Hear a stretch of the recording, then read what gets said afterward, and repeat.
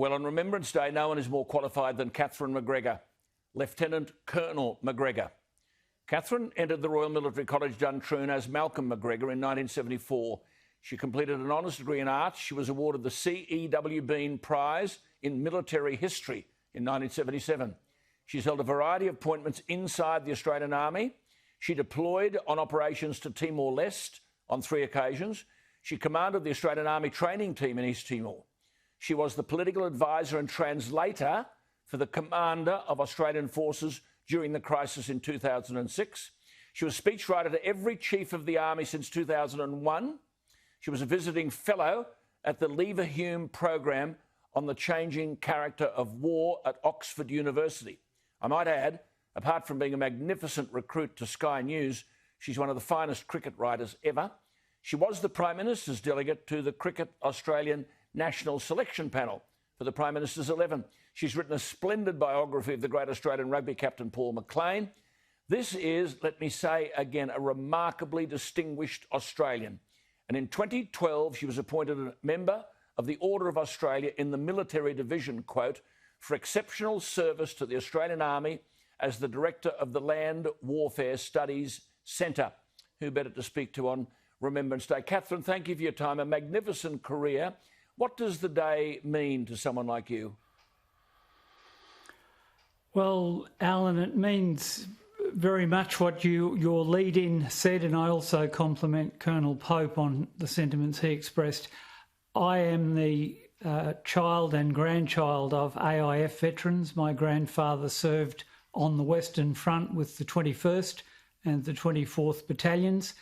He carried a permanent injury to his arm, sustained in combat, was evacuated to Cobbenham Hall in Kent, and my father died very young, and I suspect of war-related causes at the age of 42, having fought in the Kokoda, Buna and Gona campaigns and then returning for the Lay-Wee-Wack campaigns. So I was predestined for a military career.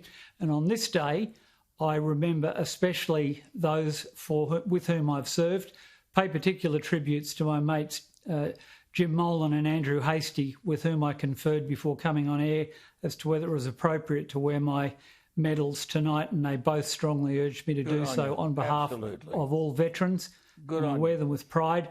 To our men and women deployed forward tonight on freedom's frontier, I send my prayers and best wishes. Most Australians don't know we still have our fellow citizens in harm's way. And I just say this, Alan, that the soldier has a contract of unlimited liability with the state. We go where we're sent, whether we agree with the government of the day or not. And as a great philosopher once said, we sleep safe in our beds tonight because rough men stand vigil in the darkness, willing to visit violence upon those who would do us harm. Absolutely. But Catherine, now we have a report from an inquiry into the actions of Australia's Special Forces soldiers in Afghanistan. Findings and recommendations about incidents involving Special Forces troops between 2005 and 2016. So may I ask you what I asked Lieutenant Colonel Alastair Pope, where does the Yamashita Standard fit into all of this? Quote, the highest ranking officer is accountable for and should be prosecuted and convicted of the crimes of every officer and soldier under his command, even if he or she is unaware of that crime or was aware and actually gave orders to stop it. Ignorance of the actions of his or her subordinates and failed attempts to stop them are not a defence. Catherine. Alan, I endorsed what he said, and I know that I have been speaking with veterans of that conflict. There are a lot of unanswered questions. I would commend to every Australian tonight to wait and to brace themselves for bad news, because there have been instances of breaches of the laws of war, and I know that because very honourable men from within the Special Air Service Regiment have levelled the allegations. We are not relying entirely on the word of our enemies. But in that context that you've raised, there are failures, systemic failures at the highest levels of leadership.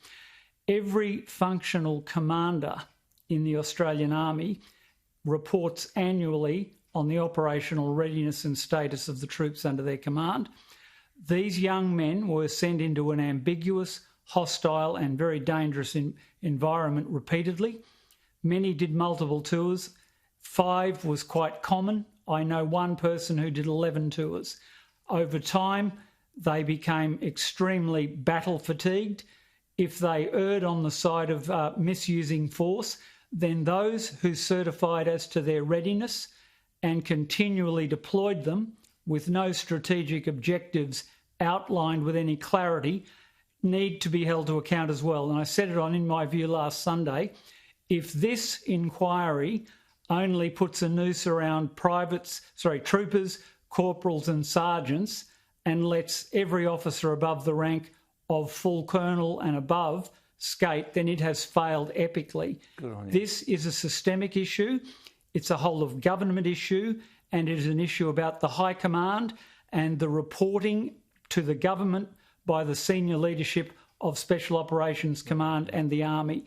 And there's a lot of blame to go around here, but it shouldn't be left with a bunch of corporals and sergeants to carry the odium of a complete strategic failure of guidance and supervision. Good on you.